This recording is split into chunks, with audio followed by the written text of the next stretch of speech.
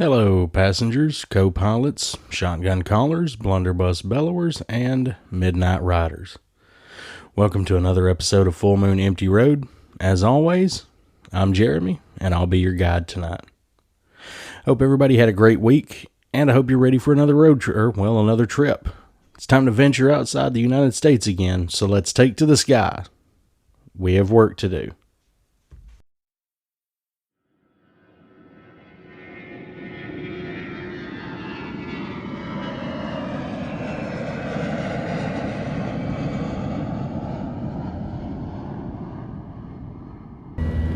It's funny, I've never actually been on an airplane before, and the only time I've ever set foot in an airport was to pick up a rental car for a business trip.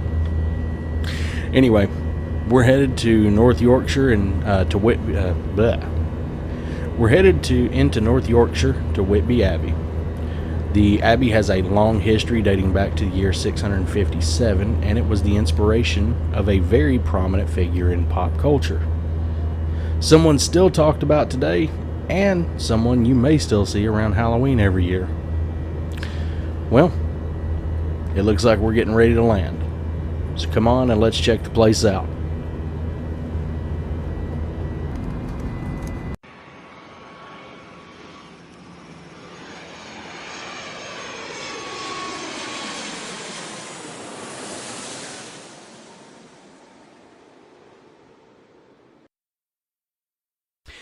And here we are.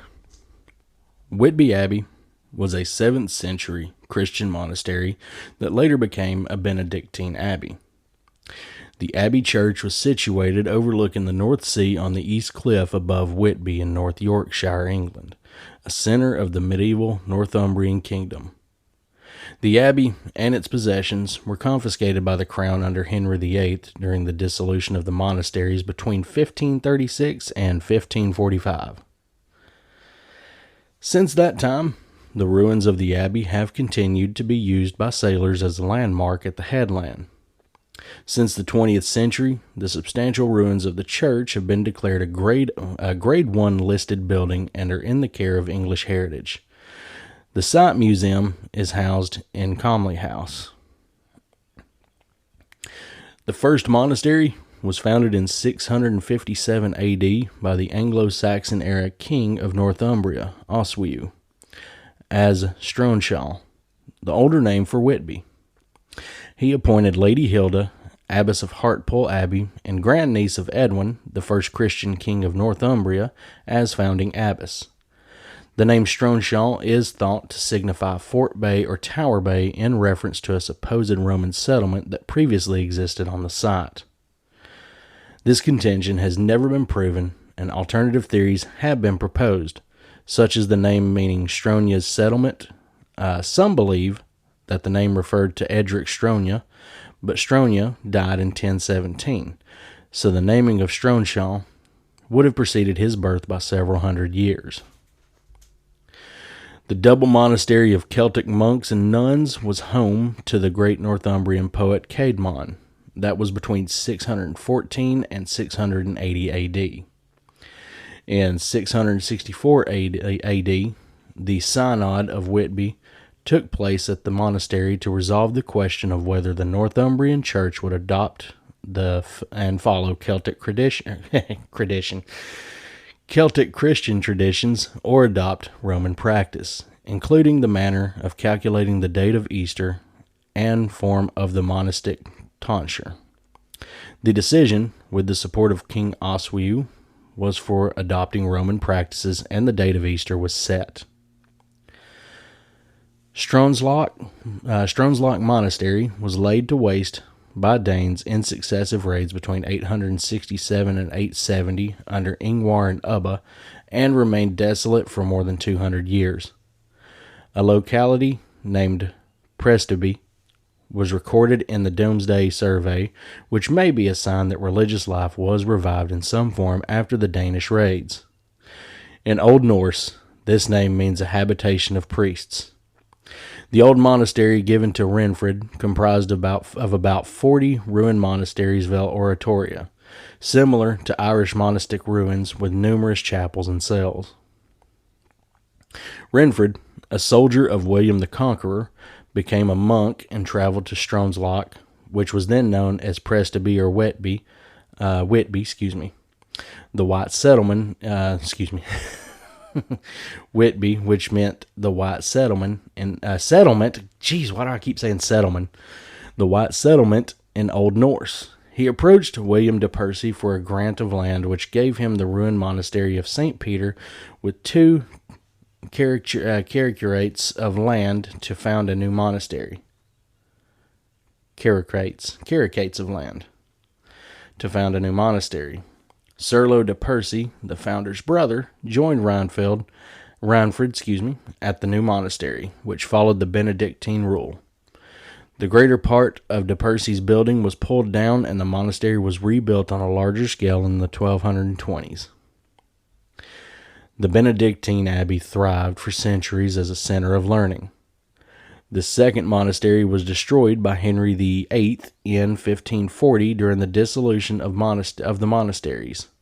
The abbey was bought by Sir Richard Cromley, and it remained in the Cromley family and their descendants, the Strickland family.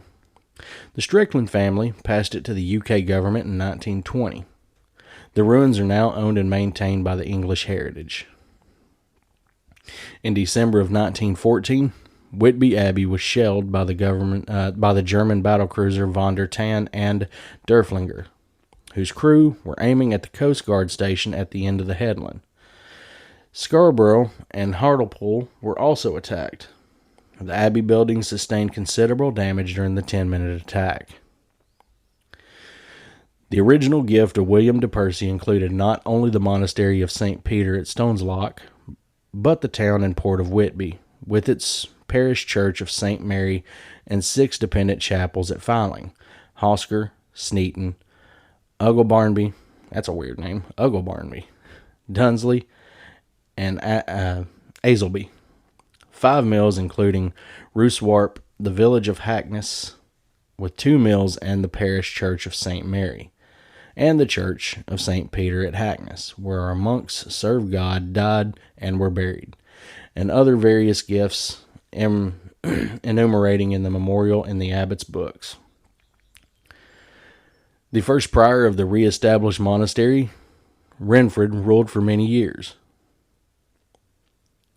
The first prior of the re-established monastery, Renfrid, ruled for many years before being killed in an accident. He was buried at St. Peter's at Hackness, now in North Yorkshire. He was succeeded as prior by Serlo de Percy. So remember when I said someone from pop culture is also mentioned here?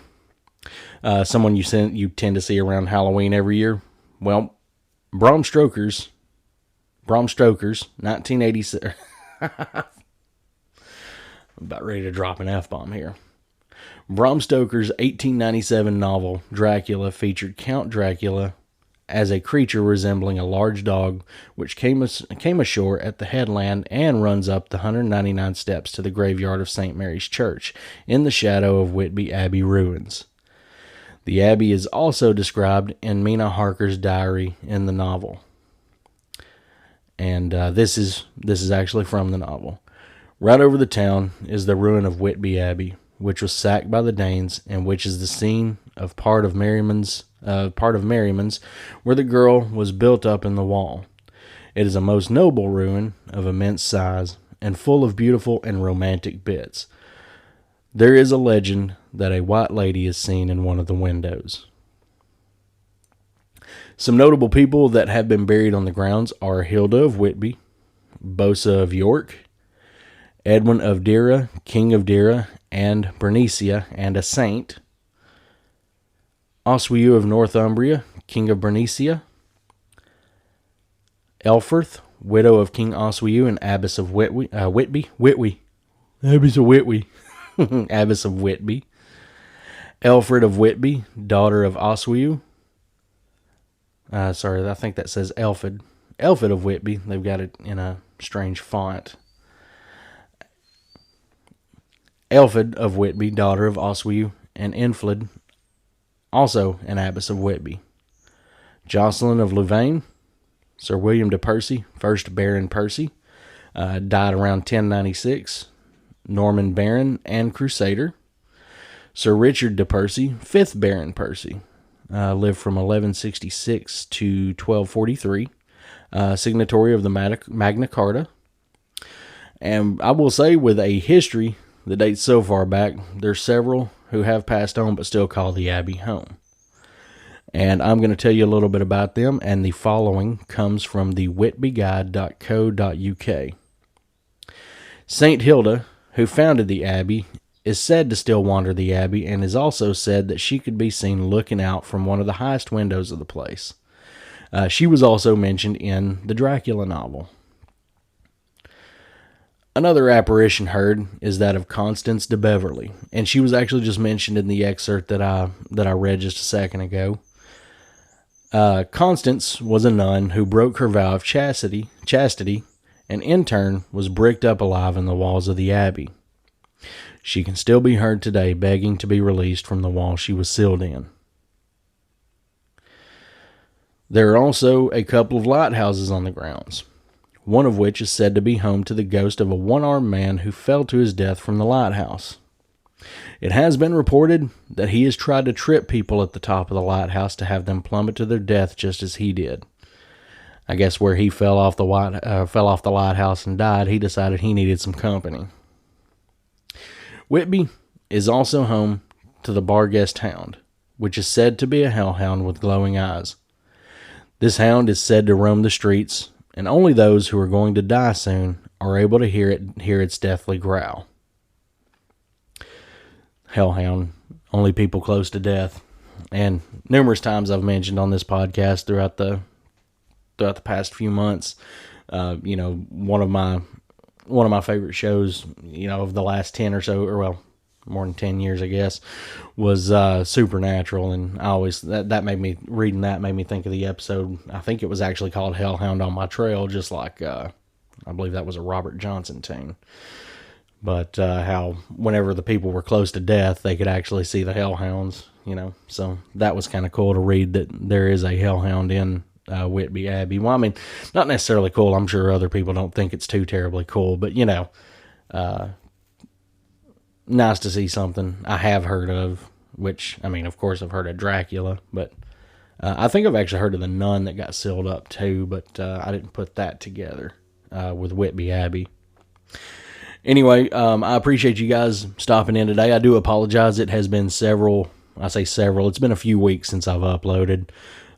We've had some, as usual, between people getting sick in the house or lots of work at my normal job, staying busy with it. And, last weekend we had Easter. So son wasn't feeling well that day, so I took my daughter to my parents' house, and she got to do an Easter egg hunt and had a blast. But again, so, I apologize that it's been so long. I know you guys have missed me, I can tell, based on my audience size on on Spotify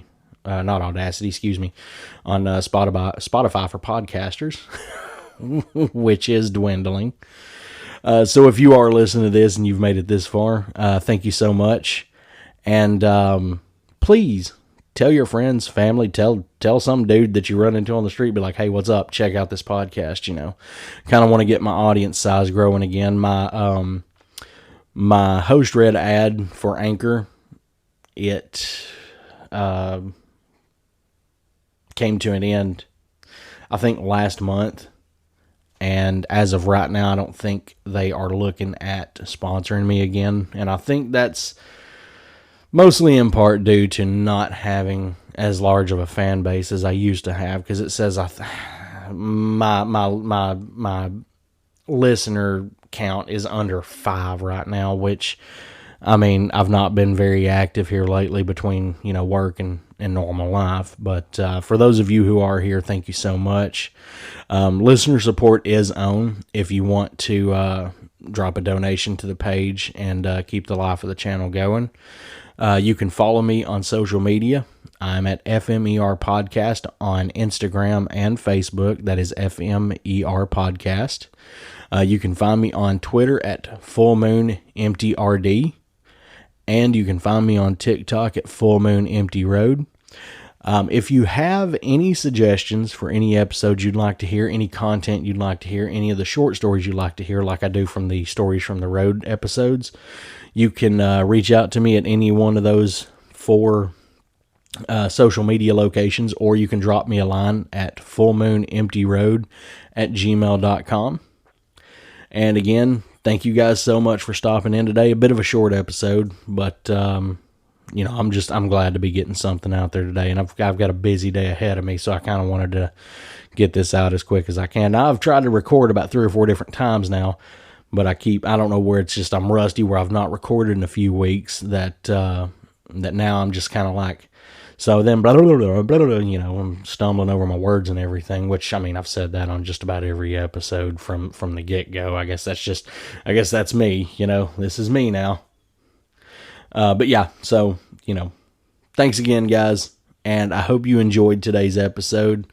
These will be uploaded to a couple of the social media accounts, and feel free to leave a comment if you don't want to shoot an email or whatever, but, let me know what you thought of it.